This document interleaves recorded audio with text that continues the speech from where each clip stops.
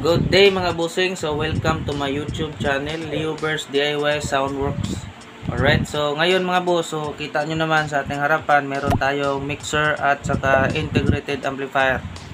So ngayon mga boss is i-discuss natin kung paano yung connection nito mga busing. So marami kasing nagtatanong sa atin, at yung video din natin nung una is naggawa tayo ng vlog nung una.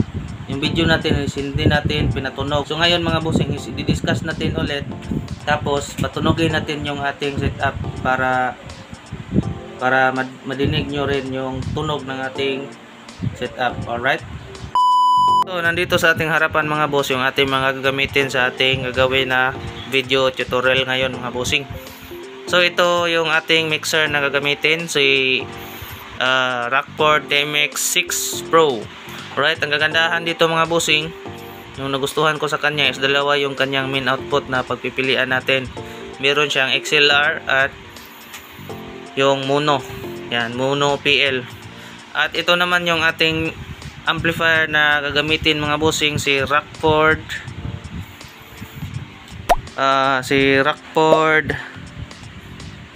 RX5. Alright. So ito na model na amplifier mga boss is na-phase out na to dito sa amin. Yung bilihan namin ng ganito na mga amplifier, yung store ng Indian pala. So na-phase out na to na unit kasi matagal na din to sa akin. Nasa mga 5 years na to sa akin mga boss. 5 years na siya pero hindi talaga ako binigyan ng problema ng amplifier na to mga boss. So itong amplifier na to is ginagamit ko to pang bass. Kahit integrated amplifier lang to mga boss, pero solid yung tunog nito sa bass. Alright. So wala na to sa amin, na-phase out na to yung mga ganitong unit. So bago na yung mga unit na ibibigay sa iyo pag magbili ka sa Rockport. Alright. So hindi na ganito na design. Ito naman, nilagay ko lang to para magkasya doon sa aking amprac na ginawa. Yan oh. DIY ko lang yan mga boss, para may holder siya sa amprac ko. Ako lang yung naglagay dyan para masalpak ko din sa aking amprac. Alright. So proceed na tayo sa ating gagawin na video tutorial mga busing. So dito sa ating mixer mga busing is palagi nating hanapin yung main output pag tayo ay magko-connection dito. So yung gagamitin pala natin na cord dito is itong XLR, kasi meron tayo nito.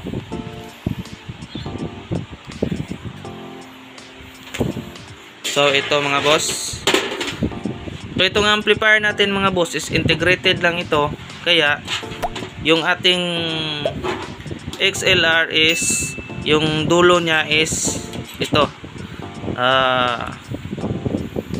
Naka RCA lang tayo mga bossing kasi integrated yung amplifier na gagamitin natin. Okay. So dito tayo magsimula mga bossing, galing mixer. So saksak natin tong ating XLR. Yan. Left and right to mga bossing. So disclaimer lang po mga bossing, ito na video na to is para lang to sa mga baguhan na kakasimula pa lang na mag setup ng mga pangbahay na setup. So ito na setup mga boss is pangbahay lang to mga boss. So para to sa kanila mga boss, yung mga kakasimula pa lang mag-build ng mga maliliit na sound system. So yung shout out sa mga magagaling na dyan, yung mga manoy na talaga. Alright, so next step mga boss, yung kanyang dulo, ito RCA, is papunta na to dito sa likuran. So ayan. So hanapin lang natin dito mga boss yung inputs. Ayan, inputs yan mga boss oh. Ayan oh, inputs. So meron tayong dalawang mapagpipilian dyan, DVD karaoke o yung aux. So dito ako magsaksak sa DVD karaoke mga boss. Ayan.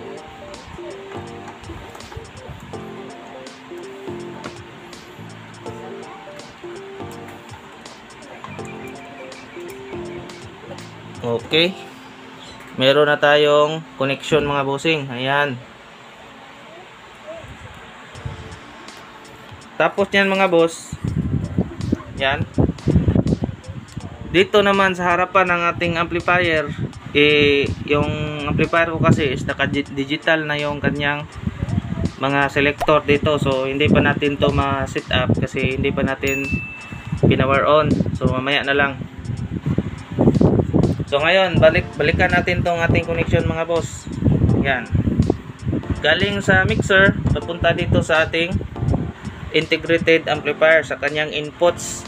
At ito na din yung ating wire papunta sa ating mga speakers. Ayan, yung dalawa lang yan mga boss yung ating gagamitin. Hindi na yung bass. Ito lang, yung ating mid-high. Alright. Ayan.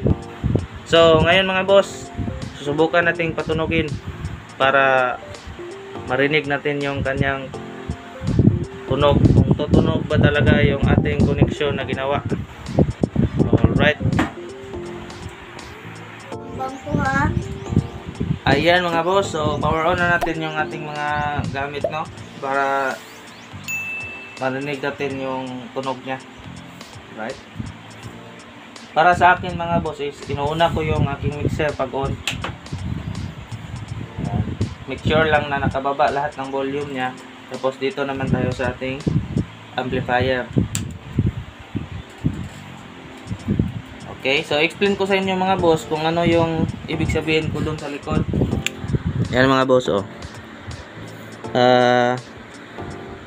Nasa karaoke to mga boss. Kaya sa karaoke ko nilagay yung ating inputs dun sa likod ng ating integrated amplifier kasi ito na yung nakaselect sa kanya. Alright. Pwede nyo gamitin yung aux. Ayan, oh, may aux din dito mga boss, oh. Ayan, aux or mobile or Bluetooth, kasi Bluetooth din to na amplifier mga boss.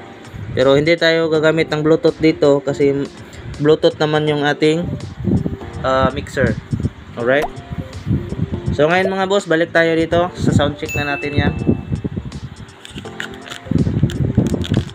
So ayan mga boss, dito sa ating mixer is ilagay lang natin tong dalawang to sa 0 dB. Ito yung main volume ng ating mixer, yung left and right. Saka mag-send tayo ng signal papunta dito sa ating amplifier. Alright, kitang-kita nyo naman mga boss, meron na tayong signal sa ating mixer. Yan. Yan, may umiilaw na yung ating light indicator sa ating left and right. So ngayon mga boss is mag-volume tayo dito sa ating amplifier. Yan, volume tayo konti mga boss. Ayan.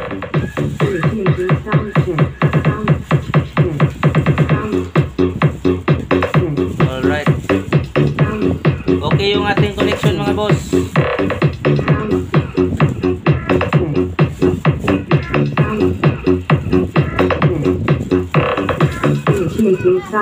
Tingnan nyo yung ating speaker na ginagamit mga boss. Yung dalawa mga boss.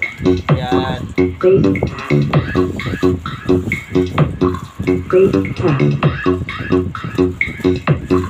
Bass test.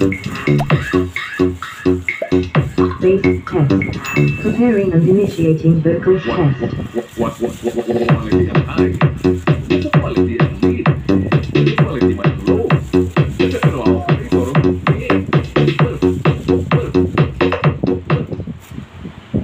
So yun lang mga boss. Hanggang dito na lang muna yung ating video mga boss. At hope may natutunan kayo kahit konti sa ating video tutorial mga boss. Pwede nyong subukan to sa bahay nyo itong connection na to. So pwede ito lahat sa mga amplifier na integrated mga boss. Kahit sa power amp pwede din to mga boss na connection. Basta wag nyo lang kalimutan tong kanyang sa ating mixer galing dito yung kanyang min out. Galing mixer yung min out nya, yan na yung papunta sa ating integrated or power amplifier mga boss. Kahit walang mga processor mga boss, yung mixer lang makakatunog na kayo sa inyong mga amplifiers. Alright, don't forget to like and share mga boss, and then pakihit sa notification bell sa ating YouTube channel, and don't forget to subscribe mga boss. Thank you for watching and God bless.